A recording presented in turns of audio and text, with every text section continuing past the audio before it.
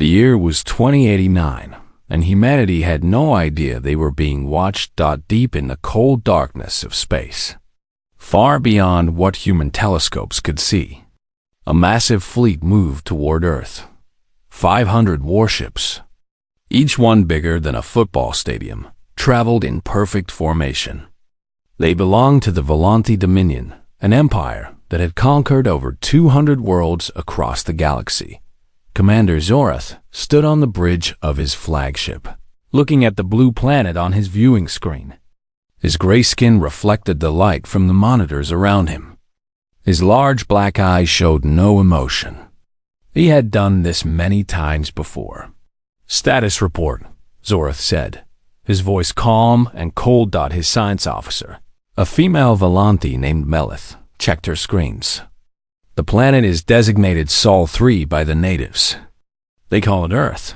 Initial scans classify it as a Class 4 habitable world. Primitive technology. No faster than light travel. No planetary shields. No unified government." Zorath made a sound that passed for a laugh among his species. "Another easy conquest. How many soldiers do the natives have?" "Scattered military forces across different nations. They fight among themselves regularly. They should surrender within hours of seeing our fleet." This was how it always went. The Volante would arrive, show their power, and the primitive species would surrender. Those who refused were destroyed. It was simple. It was efficient. It had worked for over 1,000 years.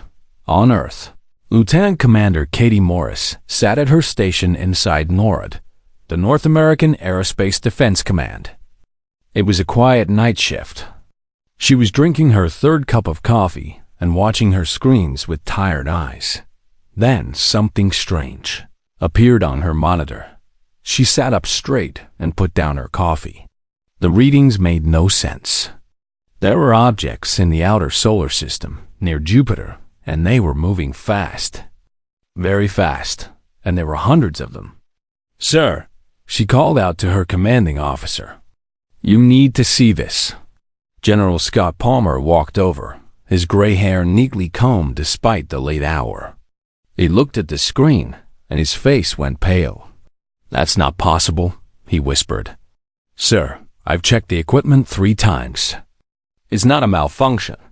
There are approximately 500 objects, each one massive, and they're heading directly toward Earth." Within 1 hour, every major government on the planet knew about the incoming fleet. Within 2 hours, old enemies were talking to each other. Within 3 hours, something happened that had never happened before in human history. The world united. The Volante fleet entered Earth orbit at noon, Greenwich Mean Time. People around the world looked up at the sky and saw the ships blocking out the sun. Fear spread, but so did something else. Anger, defiance, a stubborn refusal to simply give up.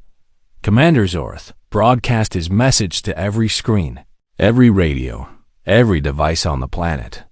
His translators had learned human languages from intercepted broadcasts. "People of Earth, I am Commander Zorath of the Volante Dominion. Your world now belongs to us. You will surrender immediately. Your leaders will present themselves for processing.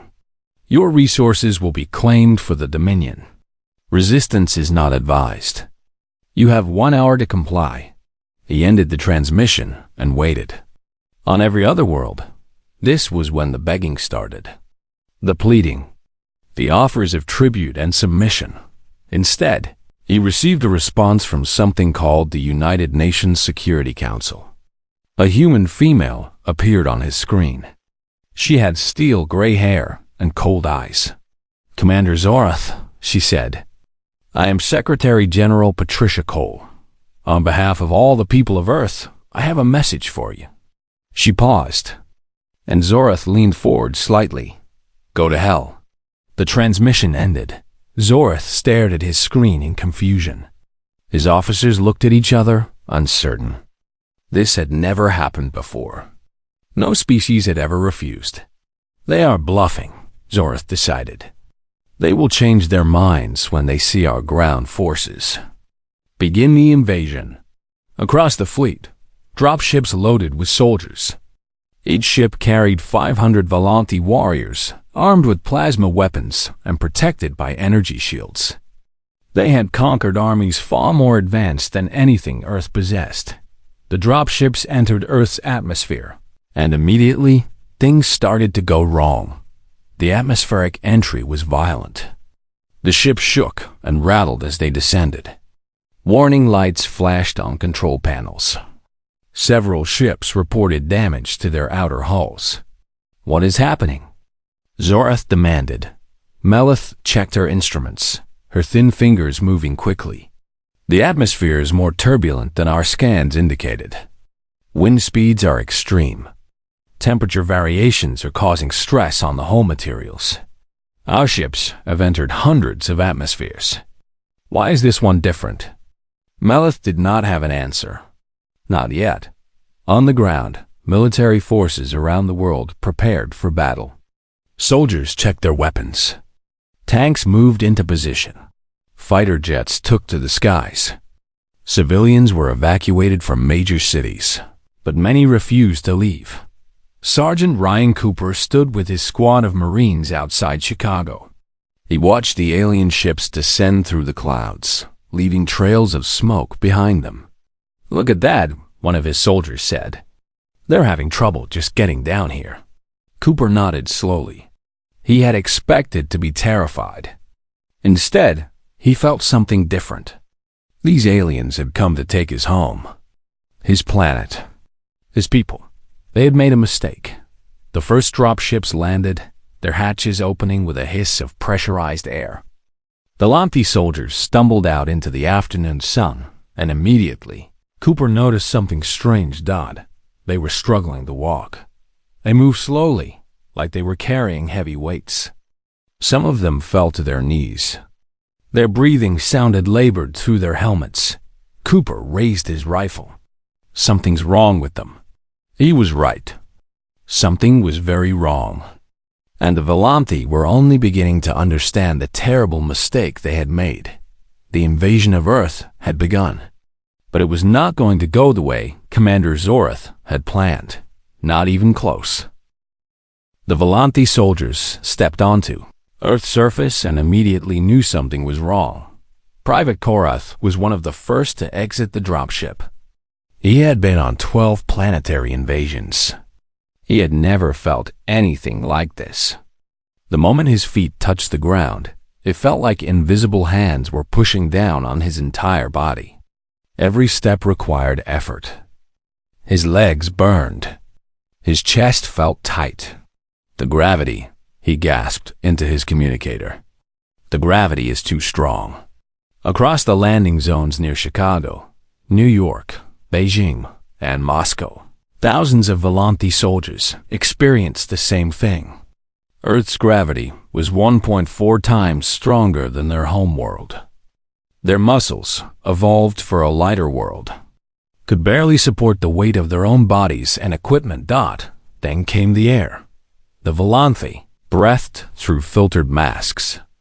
But the filters were designed for standard planetary atmospheres. Earth's air had much higher oxygen levels. Within minutes, soldiers began feeling dizzy.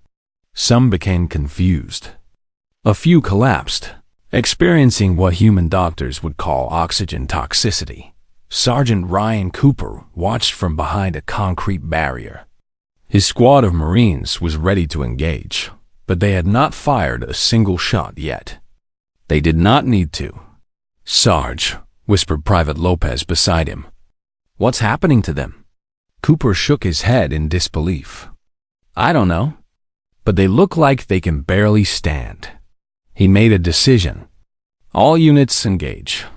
The Marines opened fire. The Volanthi tried to respond, but they were slow. So terribly slow. Their movements looked like they were walking through thick mud. Human soldiers ran circles around them, moving with a speed and agility that seemed impossible to the invaders. In 30 minutes, the landing zone outside Chicago was secured. 500 Volanti soldiers were dead or captured. The Marines had lost 2 men. On the flagship orbiting above, Commander Zoreth received the reports with growing horror. Every landing zone told the same story. His soldiers were being slaughtered, not by superior technology, not by greater numbers, but by the planet itself. "Get me Melith," he ordered. Now, Science Officer Melith ran onto the bridge, her tablet clutched in her thin hands. Her face was pale, her large eyes wide with fear. "Commander, there has been a terrible mistake. Explain. Our initial scans of this planet were corrupted. We believed Earth was a Class 4 world. Habitable, safe, primitive." She paused, her voice shaking. "It is not. Earth is a Class 15 Deathworld." Silence fell across the bridge. Officers turned to stare at her. Class 15 was the highest classification that still permitted carbon-based life. Worlds in that category were considered too dangerous to colonize, too hostile to approach. "That is impossible," Zoreth said. "Intelligent life cannot evolve on a Class 15 world. The evidence says otherwise, Commander. Earth has extreme gravity, a corrosive high-oxygen atmosphere, wild temperature swings, dangerous levels of radiation from its star. And its native life forms have been evolving in these conditions for nearly 4 billion years." Melith looked at her tablet, her hands trembling. "The humans are not weak primitives. They are apex predators from a nightmare world. Every creature on this planet is dangerous. Even the plants can kill."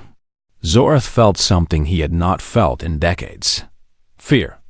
Meanwhile, in a secure laboratory in Maryland, Dr. Lisa Grant examined the first captured Volanti specimens. She was a biologist with the CDC, called in to help understand the enemy. What she found amazed her. "Their bones are hollow," she reported to General Palmer over a video call. "Like birds. Perfect for a low-gravity environment, completely unsuitable for Earth. Their immune systems are almost non-existent compared to ours. They evolved on a world without dangerous bacteria or viruses. And their body temperature regulation is extremely limited. A temperature change of more than 10 degrees causes them physical pain." General Palmer rubbed his tired eyes. "So Earth itself is killing them? Earth is attacking them with everything it has. Our gravity crushes them. Our air poisons them. Our weather confuses their bodies. And if any of them are exposed to our bacteria?" She shook her head. "A common cold could kill them." This information spread quickly through the military. Human commanders began to understand the advantage they held. They were not fighting a superior enemy. They were fighting an enemy completely unprepared for their world. In New York, Volanti forces attempted to establish a defensive position in Central Park. When a thunderstorm rolled in that evening, the results were devastating. The aliens had never experienced thunder or lightning. The sudden bright flashes and deafening booms caused panic. Dozens of soldiers simply stopped functioning, their nervous systems overwhelmed by sensory input. Their species had never evolved to handle. Human forces moved in during the storm, striking with speed and precision. By morning, the Volanti position no longer existed. Commander Zoreth reviewed the casualty reports alone in his quarters. In 2 days of fighting, he had lost 60,000 soldiers. 60,000 against a primitive world that was not even supposed to fight back. He pulled up the data on humans and began to read. What he learned made his blood run cold. Humans could survive temperature ranges of over 50 degrees. They could operate in complete darkness. They could go without sleep for days. They healed from wounds that would kill any Volanti. They could run for hours without stopping. They ate plants that produced toxins. They drank alcohol, a substance that was literally poison. And they did all of this on a Class 15 Deathworld, as if it were normal. Melith requested permission to enter his quarters. He granted it. "Commander," she said quietly, "we must retreat. This world is a death trap. Every hour we stay, we lose more soldiers. If we retreat, the Dominion's reputation is destroyed. Other species will see that we can be defeated. The Empire will collapse. Commander, if we stay, there will be no one left to retreat." Zora stared at the blue planet on his screen. Such a beautiful world, to be so deadly. "We have superior numbers and superior technology," he said, more to himself than to Melith. "We will find a way." Melith said nothing.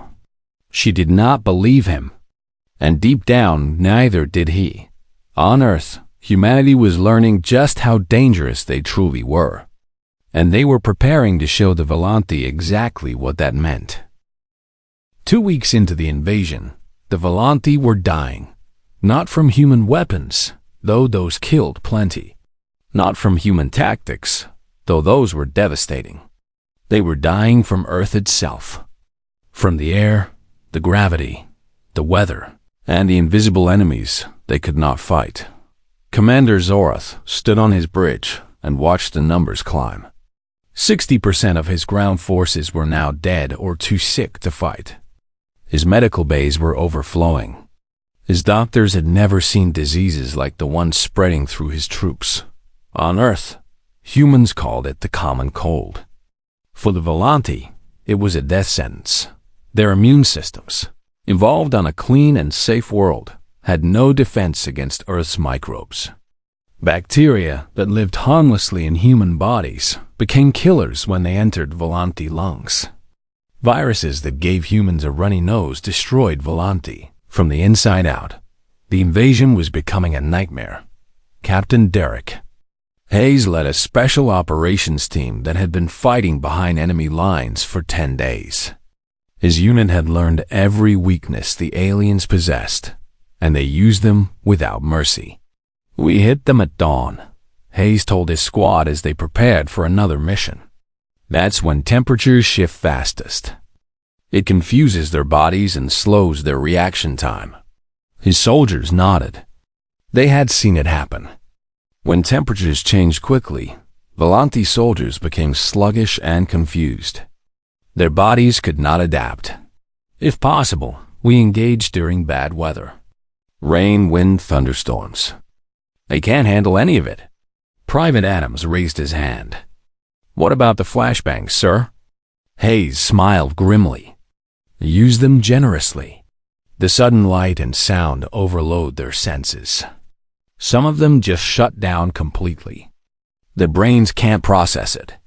That night, Hayes and his team attacked a Volanti command post hidden in a forest in Virginia. A light rain was falling, and thunder rumbled in the distance. Perfect conditions that the attack lasted 12 minutes. 30 Volanti soldiers dead. 4 human injuries, none serious. They captured communications equipment and data storage devices that would be sent to military intelligence for analysis. Hayes looked at the alien bodies on the ground as his team prepared to move out. He felt no satisfaction. These were enemy soldiers who had come to conquer his world.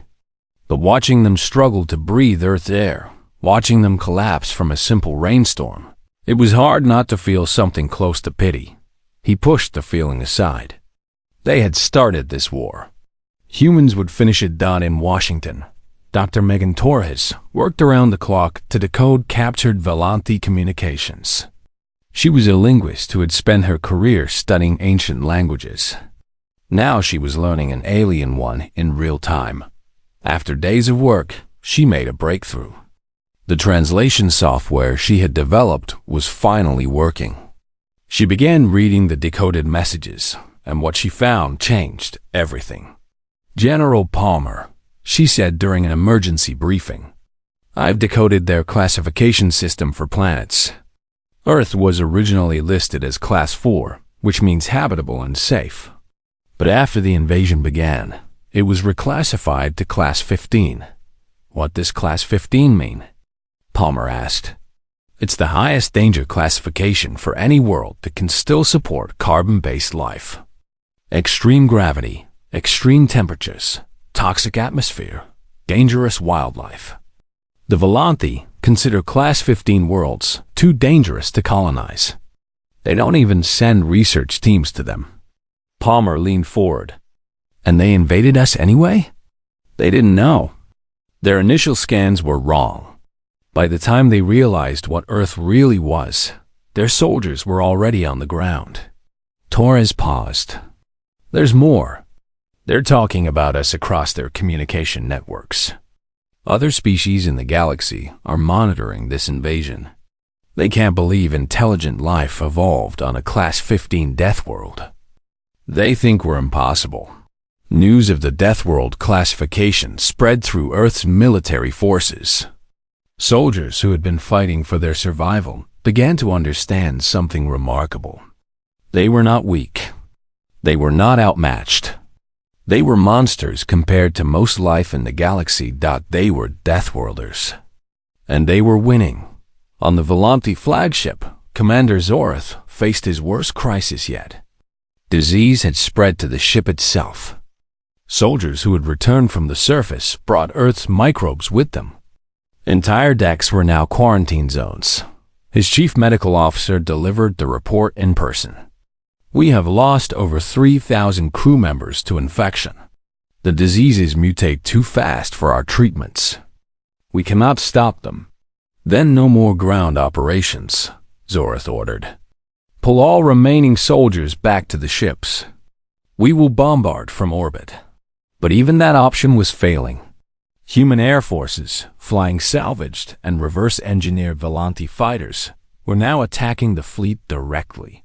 Small, fast human craft launched from the surface, struck at ships in low orbit, and retreated before the Volanthi could respond. One pilot became famous among both human and Volanthi forces. Nathan Brooks had been a Navy fighter pilot before the invasion. Now he flew a captured alien ship that he had learned to operate through trial and error. He led a squadron that had destroyed 14 Volanthi vessels in 1 week. The humans were not just surviving anymore.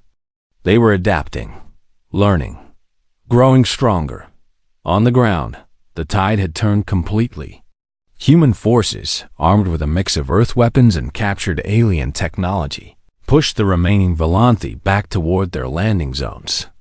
What had started as an invasion had become a trap. Zorath received a message from the Galactic Council. They were watching. They were concerned. If the Volanthi lost this battle, the consequences would echo across the galaxy. He did not respond.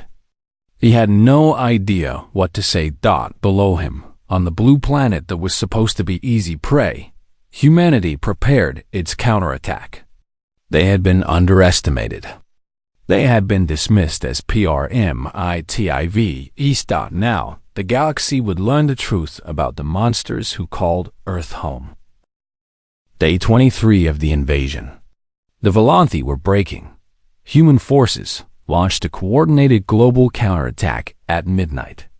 Across every continent, soldiers pushed forward simultaneously. They attacked through jungles, deserts, frozen mountains, and burning cities. They fought in conditions that would kill most species in hours. Nathan Brooks led his squadron against the Volanthi fleet. His pilots flew captured alien ships mixed with modified human fighters. They were faster, more aggressive, and completely unpredictable. The Volanthi had never faced an enemy that attacked from a planetary surface with such speed and coordination. All pilots focus on their transport ships, Brooks ordered through his communicator. Cut off their retreat. The squadron dove toward the enemy fleet, weaving through defensive fire. 2 ships were lost, but 6 Volanthi transports were destroyed. The aliens were trapped between the human fleet above and human armies below. On the flagship, Commander Zorath faced something he had never experienced: mutiny. His senior officers stood before him on the bridge, their postures showing clear defiance. Fleet Admiral Korath spoke for them all. "Commander, we demand immediate withdrawal. We have lost over 60% of our forces. Disease is spreading through every ship. The humans are counterattacking, and we cannot stop them. Zorath felt rage building inside him. If we retreat, the Dominion's reputation is destroyed. Every conquered world will see that we can be beaten. There will be rebellions across the Empire. If we stay, there will be no Empire, Karth replied coldly. We will all be dead. Science Officer Melith stepped forward with her tablet. Commander, I have completed my analysis of the human species. You need to understand what we are fighting. She displayed her data on the main screen. Humans do not just survive on their death world. They thrive. Their evolutionary history is 4 billion years of constant warfare against hostile conditions. Every creature on their planet, including them, is designed for conflict. She changed the display to show human biology. They have redundant organ systems. 2 kidneys, 2 lungs, multiple sections in their liver that can regenerate. They can lose massive amounts of blood and continue functioning. They heal from wounds that would kill us instantly. The officers watched in silence. But the most dangerous thing about them is something called adrenaline. Melith pulled up chemical formulas. It is a hormone that activates during stress or danger. When a human experiences fear or rage, their body releases this chemical. It makes them faster, stronger, and more resistant to pain. In combat, humans literally become more dangerous. Korath shook his head slowly. They are biological war machines. Yes, Melith said quietly. And we invaded their home. Meanwhile, on Earth, a captured Velanti officer named Talith was being held in a secure facility in Nevada. She had been wounded during the battle for Los Angeles and taken prisoner rather than killed. She expected torture. She expected execution. What she received was medical care. Captain Amy Russell was assigned to oversee the prisoner. She was a military police officer with 15 years of experience, but she had never dealt with an alien before. Talith watched the human female enter her cell with food and medical supplies. The human moved with confidence, showing no fear of the alien prisoner. Your arm needs new bandages, Russell said simply. Hold still. Talith did not understand. Why are you helping me? My people came to conquer you. We tried to destroy your civilization. Russell unwrapped the old bandages carefully. You're a prisoner of war. There are rules about how prisoners are treated. We follow those rules. Rules? What rules demand you show kindness to your enemy? Russell paused, looking at the alien with something that might have been pity. We call it the Geneva Convention. It says that prisoners must be treated humanely, regardless of what they did before capture. Food, water, medical care, protection from violence. But why? We would not do the same for you. Russell finished applying the new bandages and sat back. Maybe that's the difference between us. Talith could not comprehend it. Humans were the most dangerous species she had ever encountered. They could kill with terrifying efficiency. Their world was a death trap that destroyed invaders just by existing. Yet they chose to show mercy to captured enemies. You could kill me easily, Talith said. Why don't you? Russell stood up to leave. Because we can choose not to. Because showing mercy to the defeated is what separates civilization from barbarism. You're helpless. You're no longer a threat. Killing you now would make us monsters. She paused at the door. We are monsters on the battlefield. We choose not to be monsters everywhere else. She left Talith alone with her thoughts. The alien sat in her cell, bandaged and fed and completely confused. On the flagship, Zorath finally made his decision. The mutiny had been avoided, but only by agreeing to begin evacuation procedures. The invasion had failed completely. Signal all ships, he ordered, his voice heavy with defeat. Begin emergency withdrawal. All ground forces are to abandon equipment and retreat to landing zones immediately. The order went out across the fleet. Volanthe soldiers, who had spent weeks fighting for their lives, suddenly had hope. They abandoned their positions and ran for the ships that would carry them away from this nightmare world. But the humans were not finished. Captain Derek Hayes led his special operations team in one final assault on a Volanthe command post. They captured 4 high-ranking officers and secured data files containing information about the entire Volanthe Dominion. As the last alien ships lifted off the surface, human forces watched from the ground. They had won, not through superior technology, not through superior numbers. They had won because Earth itself was a weapon that no invader could survive. The invasion that was supposed to take hours had lasted over 3 weeks. The Volanthe had arrived with 500 ships and nearly 1 million soldiers.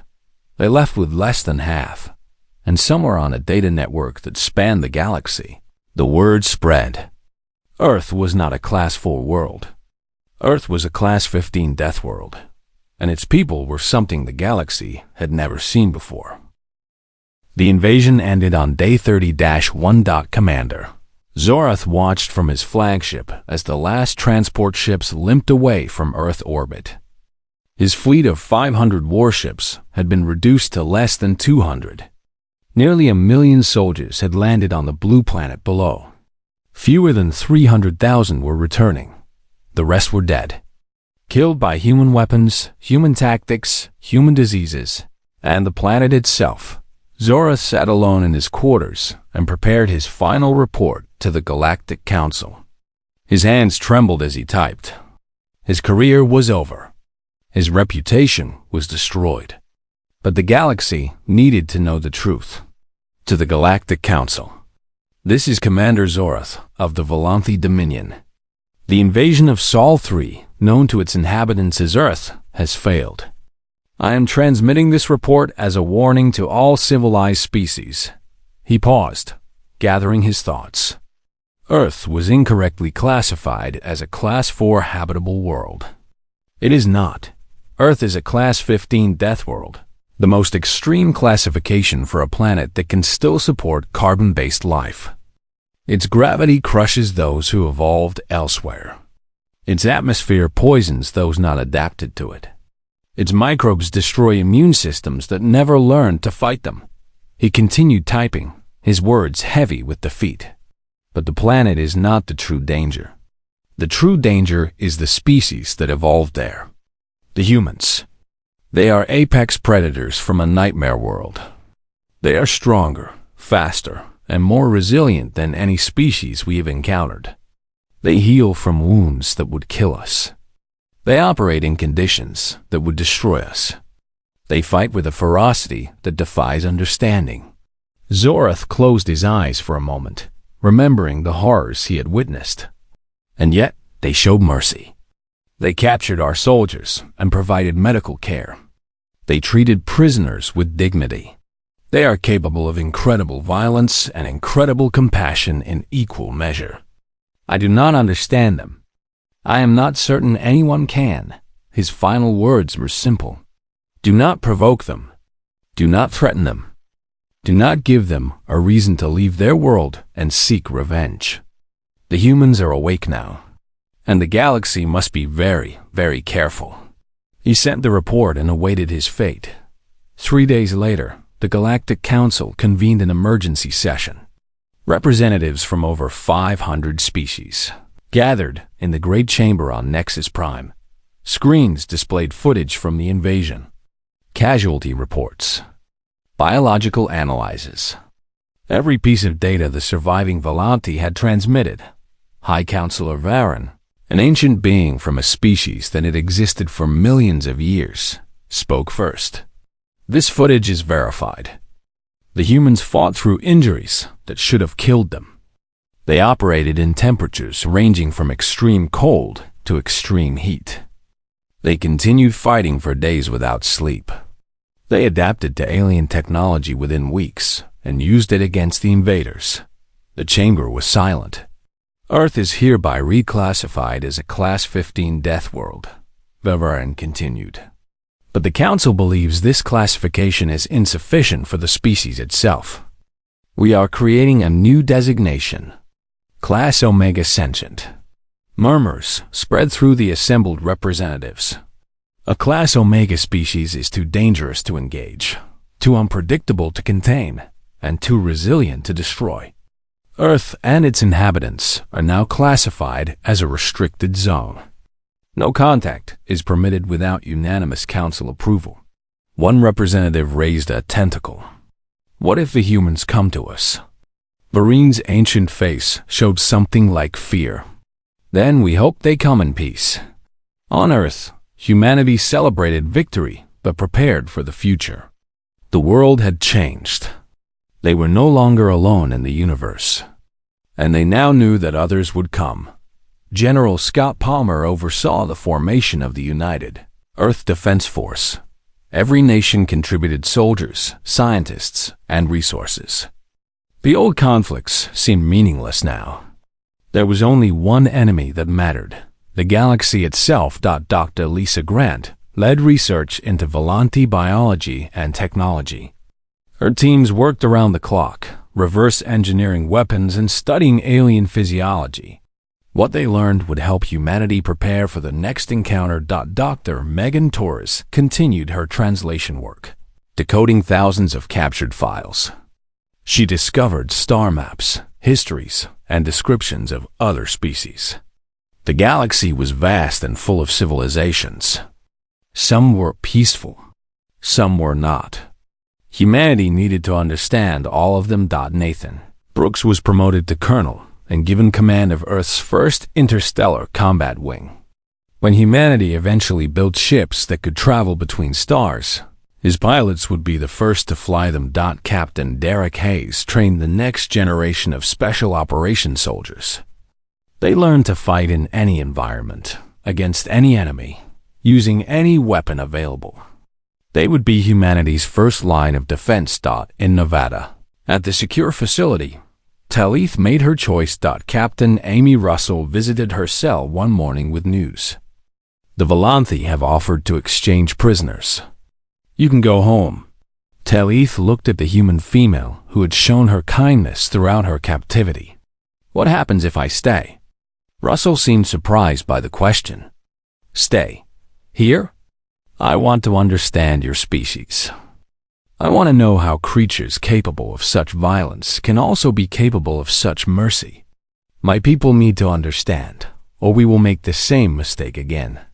Russell considered this for a long moment. I'll have to ask the generals, but I think they might agree. An ambassador from the Volanthi could be useful. Talith nodded slowly. Ambassador. Yes, I will be your first alien ambassador. Weeks later, a galactic news broadcast reached the far corners of civilized space. Every species that monitored communications received the same message. It showed footage of Earth, the blue and green planet that had destroyed the Volanthi invasion. It showed humans walking and working and living on their deadly world as if it were the most normal thing in the universe. The message was simple. Earth is no longer classified as a primitive backwater. It is now listed as a restricted zone. The humans have achieved faster than light communication and will soon develop interstellar travel. They have shown mercy to their enemies and strength against their attackers. They are watching the stars now, and the stars should watch them carefully. The broadcast ended with coordinates. The location of Earth in the galaxy. The home of humanity. A new player had entered the galactic stage. A species forged in the fires of a Deathworld, tempered by billions of years of evolution, and capable of both terrible destruction and remarkable compassion. The humans were awake. And the galaxy would never be the same.